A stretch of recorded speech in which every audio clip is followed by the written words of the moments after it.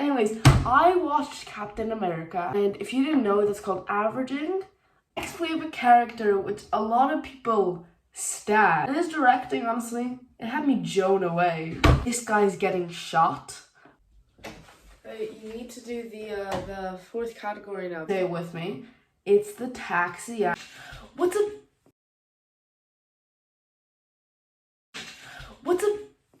This doesn't feel right. Steady trying to find the motive. Why do what I do?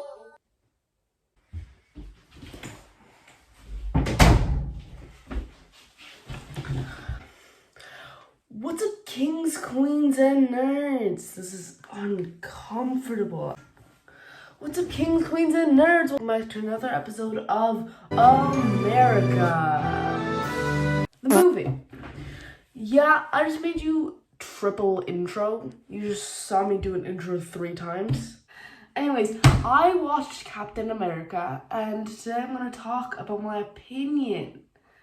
Because that's what life is about, my opinion. Basically, the way I reviewed it is I gave it a score out of 10 in 6 different categories, which you will find out later. Wait a bit, okay, have a bit of patience. And if you didn't know, that's called averaging. Anyways, the first category is acting. So, all of this acting section is based off my professional acting opinion. I have been in a movie, so you kind of got to trust me. And things I was mainly focusing on is how the actors delivered their lines and how they interacted with other characters. And let's start with our main man, Mr. Chris Evans, aka Steve Rogers, aka Captain America. Now, Chris' acting in this movie, I think, is pretty average. His delivery was good, but he had a different energy when he got all serumed up. And I like that because, like, obviously you got a kind of confidence boost, you know? Like, after you get a haircut, you get a confidence boost, you know? Because, you know, you look cool, like me, all the time. His interactions were mostly smooth, but sometimes they're a bit clunky, chunky, like a Snickers. Please, Snickers, sponsor me. Anyway, one of the Snickers scenarios, that's what I'm calling them now, when acting feels a bit clunky, chunky, was when he was talking to Dr. Abraham Erskine. In that interaction, like, his acting wasn't that good, but overall, in all of the movie, I'd give him a 7 out of 10. Next, move on to Mr. Hugo Weaving, who played the Red Skull. And I think Mr. Care Bear did pretty good. His lines were delivered well. They were delivered with, like, spite, because he was a bad guy. But he deserves a Rice Krispie 7.3 out of 10. Next, we have Hayley Atwell, who played Captain Peggy Carter. I think overall, her performance was good. Her lines are delivered well. Her interactions never felt clunky. She didn't have Snickers scenarios. No Snickers scenarios to find here. It was wiped clean of Snickers.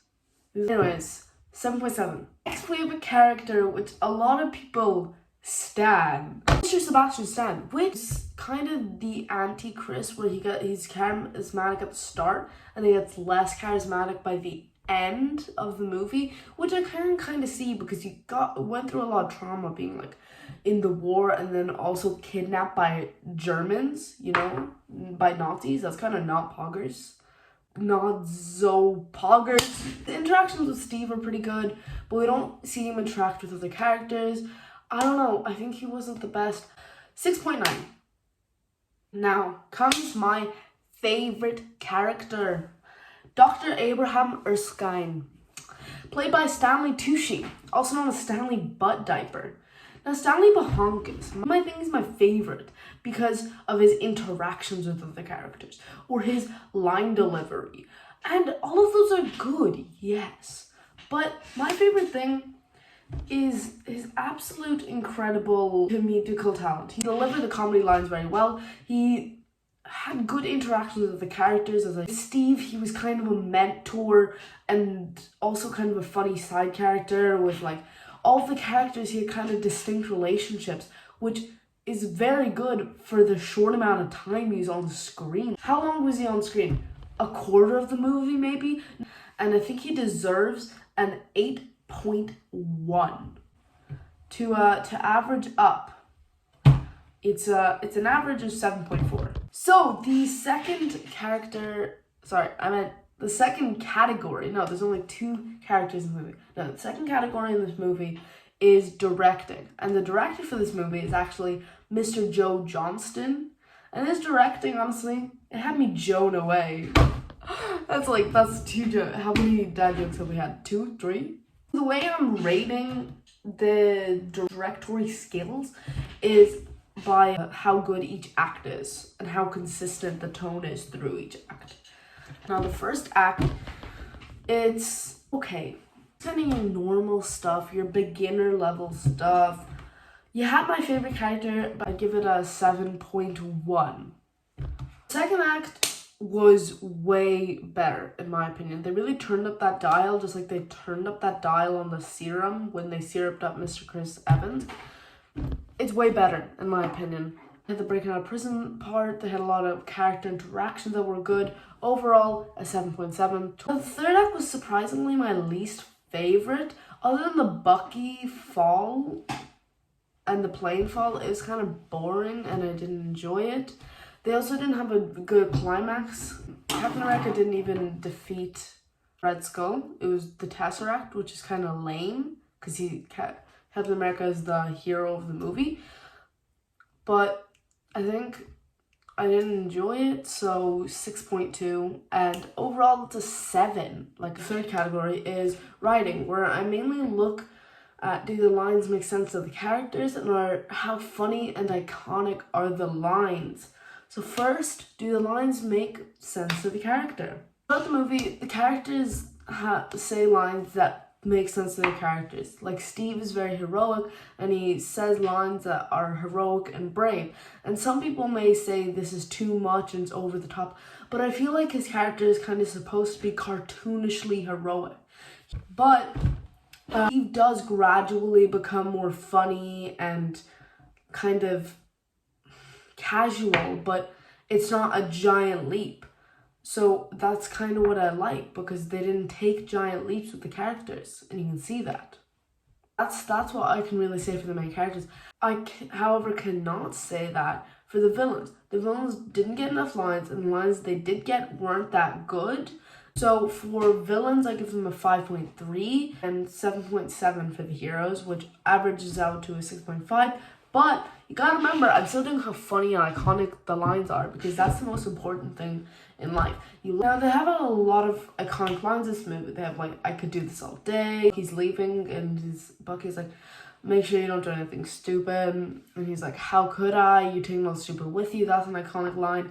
And yeah, they have quite a few iconic lines.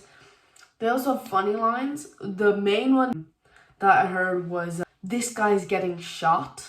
When the guy pulled out the gun and started shooting people, I just heard in the background some guy went, this guy's getting shot. And imagine how funny it would be if you're just like in like a high pressure shooter situation. Everyone knows there's a shooter and he has like the gun, he pulled it out and stuff, and he starts shooting people, and some guy just in the background just goes, this guy's getting shot. Like, so helpful. But overall, for iconic and funny lines, an 8.1. And that overall averages out to 7.3. You need to do the fourth category now, the cinematography. Oh, yeah, I know. I was about to. Are you backtalking me? I'm the group leader. You can see that right here. Yeah, you're backtalking me. This guy is getting shot. Anyways, cinematography.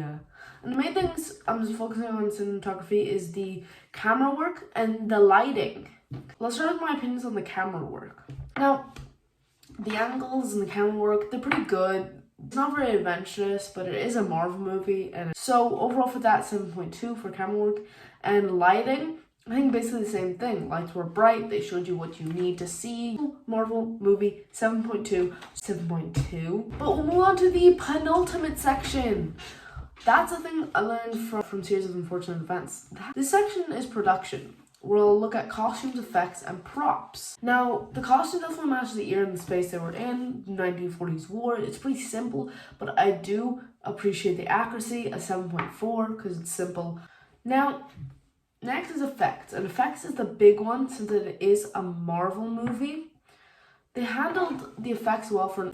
Did find pre-serum Steve weird, but other than that, I feel like they handled all the elements pretty well. You have the Tesseract, Red Skull, and all that other stuff. But overall, 8.2 for that section. And now for props. And the main prop in the movie, say it with me, it's the taxi at the beginning of the movie. Yeah, obviously it's the shield, but it was looking crisp, it was looking nice, like vibranium, you know. Other than that, the guns look pretty real, everything looked pretty good. So overall, 7.7. Finally, the final category. I bet you guys are really curious what this is. It's just personal enjoyment. How much did I personally enjoy this? I think it's a classic Marvel movie. It's simple, not the best, even the best Captain America movie, not the worst, I don't think either. It's simple, it sets up his backstory. This, a nice 7 out of 10. And now for the overall score, it's a 7.4. Thank you guys so much for watching. If you didn't know, I'm the king of the royal nerds, so you must like, subscribe, ring-a-ding that bell, and share. Also, if you love my content and are mad that you can't comment, check out my other accounts. And if you hate me and you would love to leave me a hate comment, also check out those accounts. Bye.